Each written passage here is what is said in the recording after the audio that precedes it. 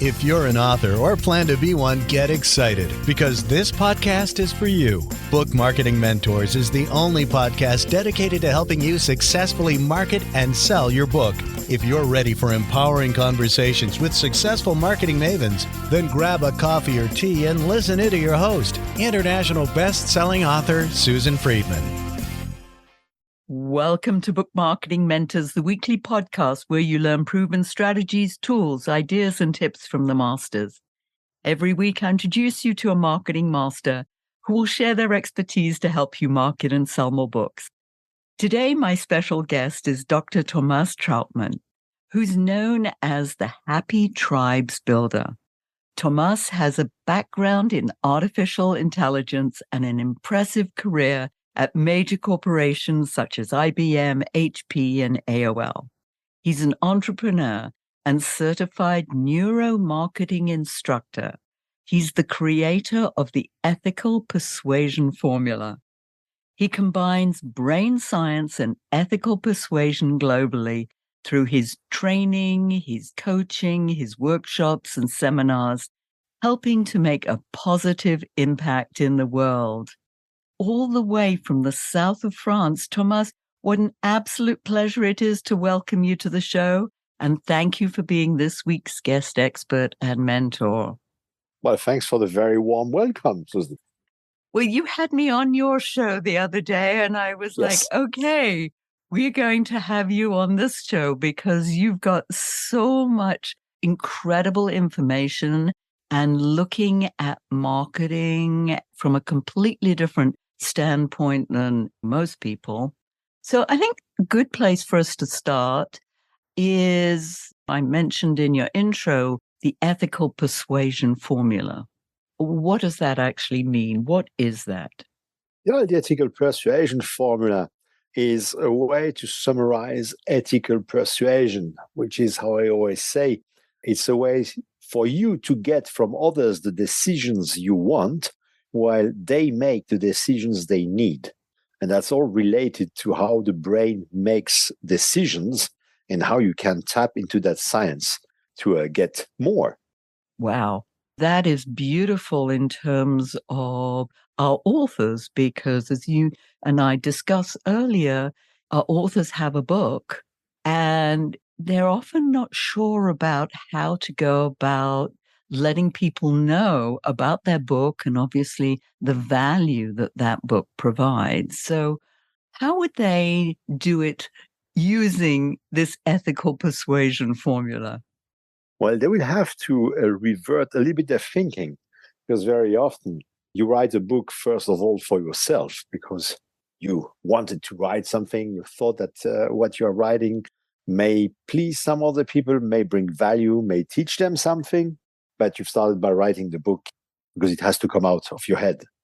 If you want then to persuade other people to read your book, to pay for that book, you have to drive the decision. You have to make them want to do that.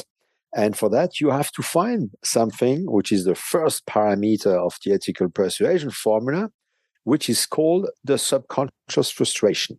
Because it has been demonstrated, in fact, scientifically, without any doubt, that in fact, we don't make rational decisions. The part of the brain making the decisions is called the primal brain, and it runs in the subconscious part of our brain. We only rationalize a decision afterwards. It's like when you buy, let's say, a new watch, a new piece of clothing, and then on the way home, you just try to convince yourself that what you just bought makes a lot of sense.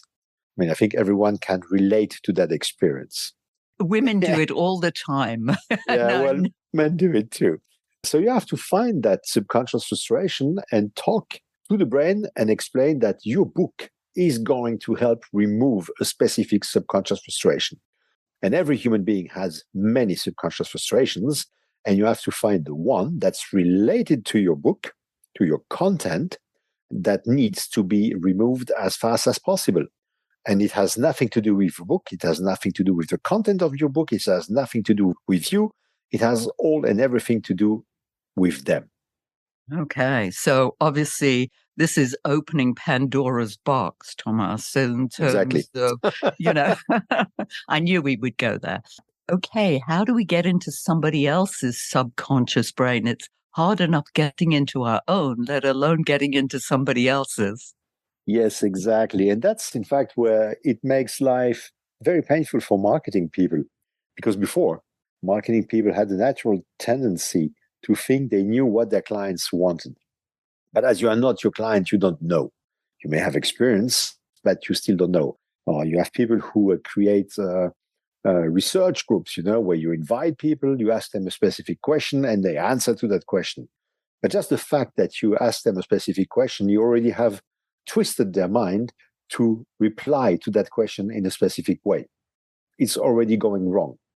So going into the subconscious mind is a bit complex because, of course, your clients, potential buyers, readers don't know themselves what their subconscious frustration is.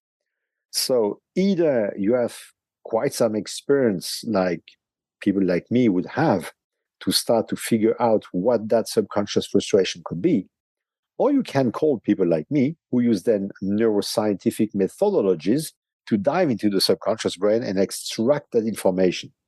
Because the good news is that that subconscious brain, that primal brain, expresses itself through physiological signals. You can analyze the voice, for example. If currently you're writing down what I'm saying, if I say, I'm so happy to be on this show, my words say that I'm happy, but my voice says exactly the contrary. I exaggerated it, but in fact, the primal brain sends signals like that through the voice. So we can analyze the voice when we talk with people. You can go deeper and use something that all spy movie fans or police movie fans know. It's called the lie detector. In fact, the lie detector is just a way to connect with the primal brain because it analyzes the microconductivity at the tip of your fingers because your primal brain sends droplets of sweat on the tip of your fingers that changes the conductivity of your skin, your heart rate, your breathing rate, your pulse. All those things can be analyzed. And the ultimate tool, but I think that would be a bit too expensive for an author, is to go inside a magnetic resonance imagery. You know those big Okay. donuts? You slide someone into the donut and you get real-time imagery in 3 dimensions of the part of the body you want to analyze. And that helps at the moment to analyze a lot of the brain functions.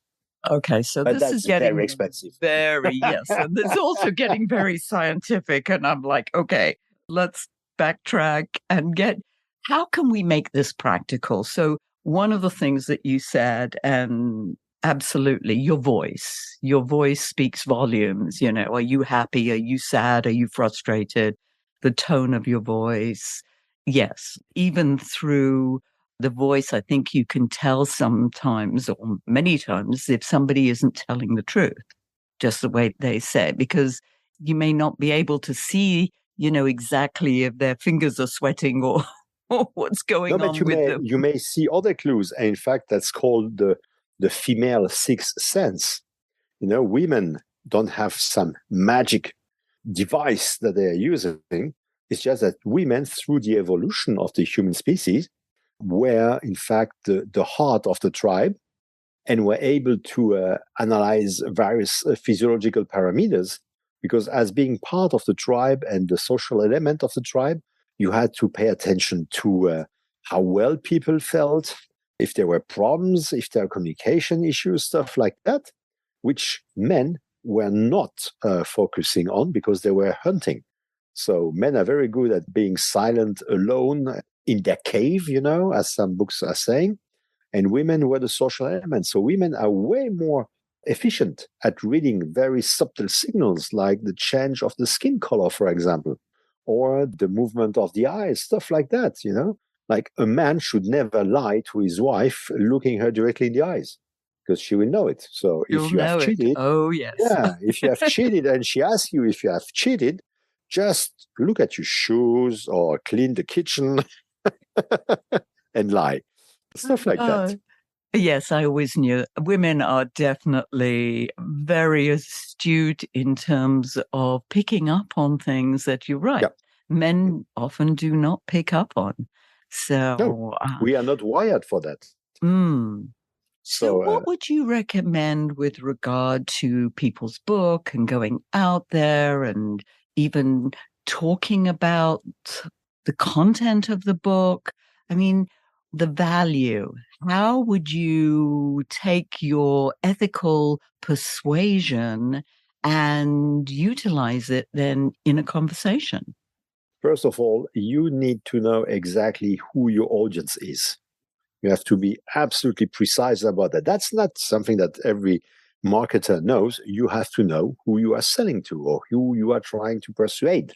So you need to know exactly who your book is made for. If your book is made for women aged 54 to 67, for example, don't try to convince or to persuade a woman or a man, let's say a man which is 18 to 25. If you are selling a book that's for people who are traveling, don't try to sell it to someone living, for example, in the middle of the France and who is a farmer. You have to know exactly who your audience is. And by knowing who your audience is very precisely, I'm sorry, but there is no magic wand here that you can move around and that you get the solution. You have to work a little bit to get there. You have to understand what is driving that person. For example, if you are selling books for the middle-aged, I'm using a woman example because I'm talking to a woman right now, yourself. If you are selling to a middle-aged woman, let's say 40-ish or so, who picks up a child at school, maybe the subconscious frustration of that person is to be the center of the group of women and everyone gathered around her to talk with her. And she's not the one who's left aside and no one wants to be with. That may have nothing to do with your book, but maybe your book is bringing her enough information so that she can share that information and look bright in front of the other moms. Her subconscious frustrations will be being recognized and admired. When you're talking about your book, you have to explain or you have to say that, well, I understand perfectly that in front of the school, life can be very harsh, but what if by just reading a few words, you would become the focus point of the school? It does make sense. I love that example. You know, my love is niche marketing, and you and I've talked about that. And so you're absolutely right again that you've got to know your audience and their frustrations. What are their Yeah, challenges? What's going on in their life? And again, how can your book and the material that you offer, your expertise, be of help to them? They exactly. don't care that you wrote a book, but they Absolutely care not. the value of the information inside. Yes, how it is going to help them. Marketing people call it what's in it for me. Mm-hmm. So that's a bit that, but way deeper. You cannot stay at a conscious level. Using rational arguments is not going to work because the primal brain, the decision maker in the brain, doesn't work at a rational level. You really have to show to that brain that you can remove that subconscious frustration. In fact, to make life a bit more complex, you have to show to that primal brain that it will gain something. It has to be an immediate gain. It cannot be a gain in the future because the primal brain doesn't know the future. The future planification, having desires for the future, stuff like that, that's typically something from the rational brain called the neocortex, and it's not working with the primal brain. So when you say you are going today, this afternoon, you are going, when you read the book in the car, you go to pick up your kids, and you are going to be this focus point. So it's now. And that gain, and that's where it becomes a bit complex again, has to be, and it has been measured. I mean, there are people who have an absolutely amazing life. The gain that the primal brain has to feel should be 2.3 times higher than the cost of making the decision. Okay, so I think now I lost 50% of the Yes. audience. But that's okay. I mean, it's like it's got to be instant. I mean, we do live in an Yeah, instant society. So this sort of fits in is what can you offer that somebody can use right now to help them? Because as you say, this is what they're interested in. Where can they get something? What's in it for them right this instant? so what's in it for the primal brain? Mm. Because the primal brain lives in a 7-second window. What's before is gone. What's after, it's not existing. It's living that 7 seconds window. In fact, a very good exercise that you can do is because the primal brain works a little bit like a 2-year, 3-year-old child. You have 7 seconds to persuade a 2-year-old child to buy your book. Try that. A 2-year-old to buy your book. A 2-year-old to buy your book, you have 7 seconds. They want something to eat. Maybe. Maybe. Or some shiny object, yes. Yeah, but for all the people listening, try to find a way to persuade a 2-year-old child. If you can make it, it's going to be interesting. I mean, for authors, for book writers, it may be a bit easier if you are in the fiction world because you can tell a story. And the brain loves stories. In fact, the brain uses stories to store information because stories drive emotions and you need emotions to make a decision. In fact, there is a guy called Antonio Damasio who demonstrated this in 1995. In fact, that you cannot make a decision without emotions. I put an S at the end because, in fact, it has to be an emotional variation. You have to take them from one stage to another stage to create that decision, to induce that decision. It's not about just make them happy. Happy is okay, but there is no contrast. And the primal brain runs on contrast. Is that what you call the secret brain door to get more? It's the ethical persuasion formula. The tickle persuasion formula. The ethical persuasion formula. Talk to us about that. That sounds intriguing. Well, that formula is to ethically persuade someone. And I said it has 4 parameters. The very first one is the subconscious frustration. You have to know what the subconscious frustration or frustrations is or are. Then that's a good thing because you can talk about yourself now. Because up to now, it was all about them. The second thing is you have to know who you are very precisely because that's going to make them resonate with you. You cannot get your whole market to buy your book. If I split the market, you have 60%. Let's say you are writing a book about marketing for bakers, okay? People who have a bakery. 60% of the bakers are never going to buy your book. You can do whatever you want. They are not interested.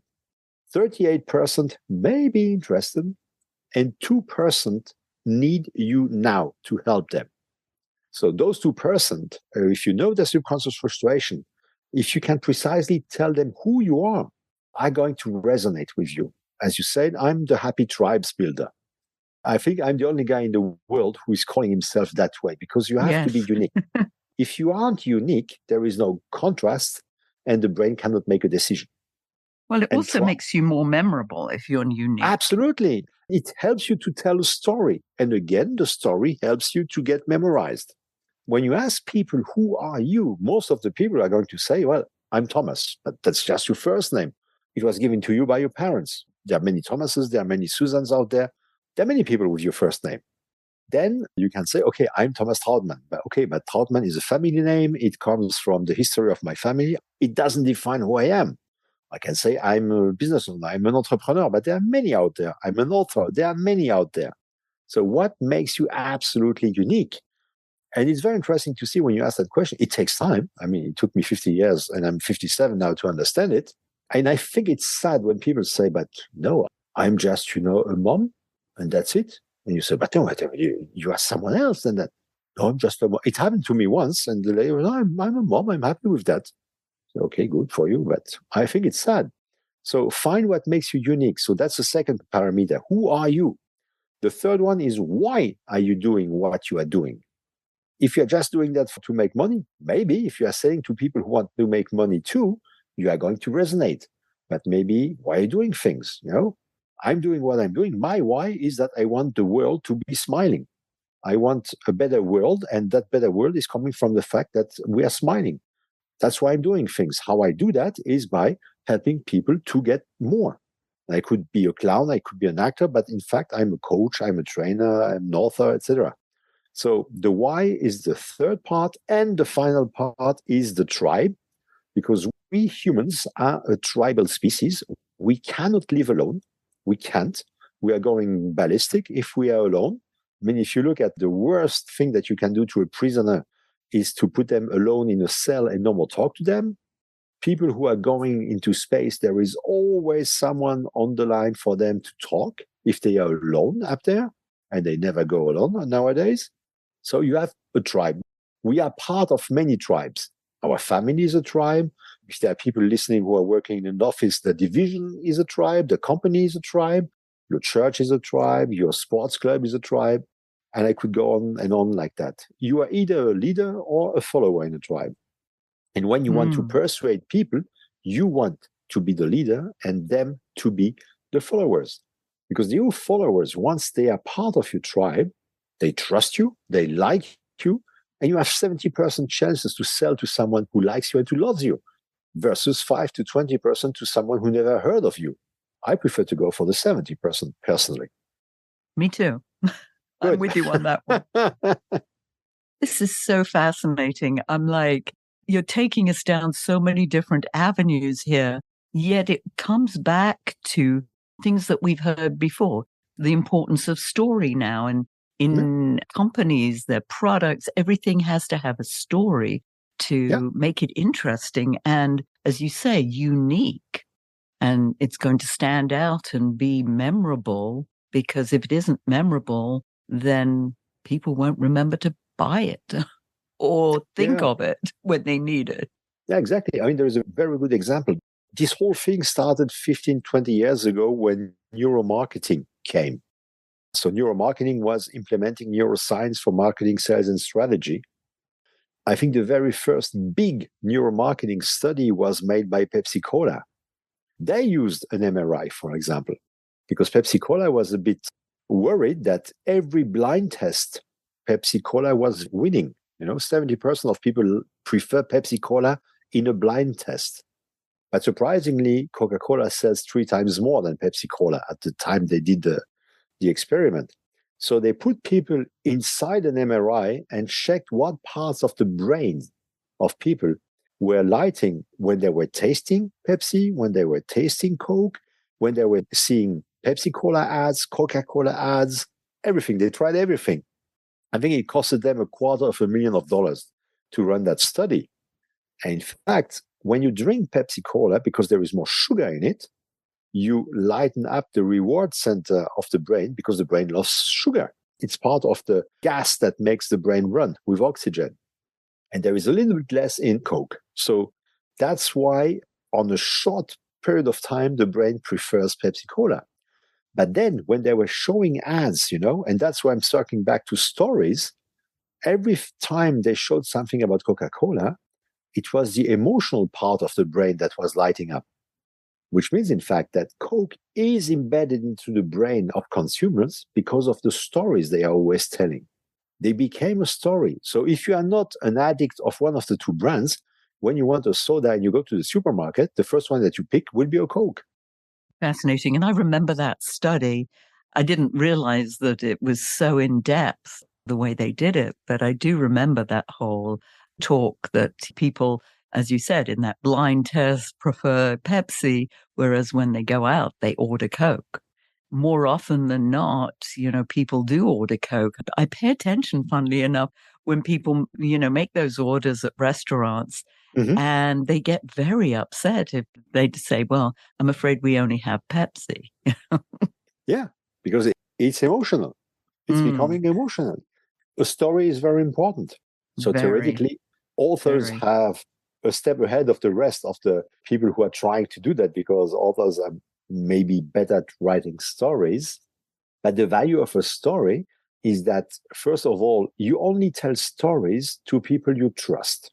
For the people who are working in an office or so, on the Monday morning when you're coming to the office, you only tell what happened during the weekend, what you did with your children, with your sports club, with the new girlfriend, to people you trust. The guy you hate, you're not going to tell him about your weekend, So telling a story to someone shows that you trust them. And the second thing it does, it hijacks the primal brain. When you tell a story the right way, you hijack the primal brain. I mean, that's why people are crying during a movie. I mean, you are crying because Kevin Costner is dying. That's your primal brain, because your primal brain, in fact, has been hijacked and thinks you are the one who is dying. While the rational brain perfectly knows that Kevin Costner is not dying and that he's going to make millions with that movie. But still, the little drop is coming out of your eye. Oh, and I'm a And you sucker for all of that. I mean, I'll cry at the advertisements. So, okay. So some authors don't cry during the advertisements, but will cry during the movie. Yeah, it's just about hijacking the brain. And you can do that each time you tell a story. that's And when you tell beautiful. a story with an emotional variation in it, then it's a jackpot. Is there a way to tell this story that you can hijack that element? Yeah, you just circle back to the ethical persuasion formula. You talk about the subconscious frustration. You show them the pain they have with that subconscious frustration. You show them how that subconscious frustration can be removed and how life is going to be without it. And you end up with a call to action. And you have the story. I mean, George Lucas said it very nicely, is to make a great movie, you have to have a fantastic start, an explosive end, and dot scrap in the middle. It's the same thing. And by Whoa. showing them how painful life is at the moment and how great it's going to be, guess what? You just created a variation of emotions, which drives a decision. And there is a little trick I can teach your audience. I can do that with just one question. Which is? It's called the what if question. Let's circle back to our lady in the front of the school. What if you would be the focus point every day at 4 when you go pick up your child? In that question, I showed her what the pain is because she's not the focus point. I showed her what life would be, being the focus point, when it will happen, and the benefit she gets. Everything is in one question. And that question took me less than 7 seconds. That's beautiful. Well, if And they don't usually, get anything else, our listeners are going to get the what if. yeah. And in fact, the what if, you do it with 3 questions so that you really circle the subconscious frustration and wait. It's really powerful. This technique is really powerful because between each what if question, each of the 3 what if questions, you wait 4 seconds, not less, not more. You have to learn to count 4 seconds because 4 seconds is long. You know, even with my own experience, I still count. My technique is 001, 002, 003, 004. And then I go for the next what if question. So you're during those asking the 4 what if 4 times, Yes. 3 times or 4 times. Is that I correct? know I have 3 different what ifs that are all connected to the subconscious frustration, Okay. but that But show a different way. okay, so you're giving the scenario though. For example, I'm targeting married business owners. And I know that their frustrations, their subconscious frustration, are connected with trust, success, and fun. I say fun because there's a 3-letter word that you cannot use on the cover of a book when you're trying to sell to business owners. But it's what if you could have more trust from your partner and your clients? What if you could have more success inside your couple and your business? And then what if you would have more fun with your spouse and your clients? I'm covering every of the subconscious frustrations of my potential clients in 3 questions. And as I wait 4 seconds, their brain is starting to think about their problem, their subconscious frustration, and how the world is going to be after that. But in 4 seconds, they don't have the time to finish that thinking. So I the haven't done rational anything. brain hasn't kicked in yet. It tries to kick in, but it doesn't have the time to. Mm. But as I am the one asking the question, that's targeting their subconscious frustration. And as their brain has started to think about the solution, I'm the one who solved the problem without having done anything. I love it. Oh my That's cool, goodness. huh? So I know, Thomas, that our listeners will want to find out more. How can they find you? How can they get a hold of your book? I mean, my mind is just going crazy at the moment, which we could be going in so many different directions, but over to you. How can they find you? My website is happy-brains.com. On LinkedIn, it's Thomas Trautmann. On Facebook, it's Thomas Trautmann. It's Thomas Trautmann everywhere. If they want the new book, it will be happy-brains.com/MBO-book, I think. The page is not yet online, but it will be on December 1st. This will be posted after that, so it'll be available then. Thomas, we always end off with our guest sharing a golden nugget. What's your golden nugget? right? To be happy, smile. Smile because a genuine smile, the one with the little wrinkles at the corner of the eyes, if you do it consciously, if you do a real nice smile consciously, you are going to shoot endorphins into your primal brain, which makes it happy and which makes you smile even more. And because of the theories like the mirror neurons, the people around you will have their brain lighting up with the same desire to smile and reward themselves with endorphins too. And we are going all to start smiling. And the more we smile, the better the world will be for our children. So smile. I love it. Yes, you're making me smile. It's contagious. I just caught it from you. I know we can talk for hours about all of this. I'm fascinated, but we're running out of time. So thank you so much for sharing your wisdom with us. And by the way, listeners, if your book isn't selling the way you wanted or expected to, let's you and I jump on a quick call to brainstorm ways to ramp up those sales, because you've invested a whole lot of time, money, and energy. And it's time that you got the return you were hoping for. So go to brainstormwithsusan.com to schedule your free call. And in the meantime, I hope this powerful interview sparks some ideas you can use to sell more books. Until next week, here's wishing you much book and author marketing success.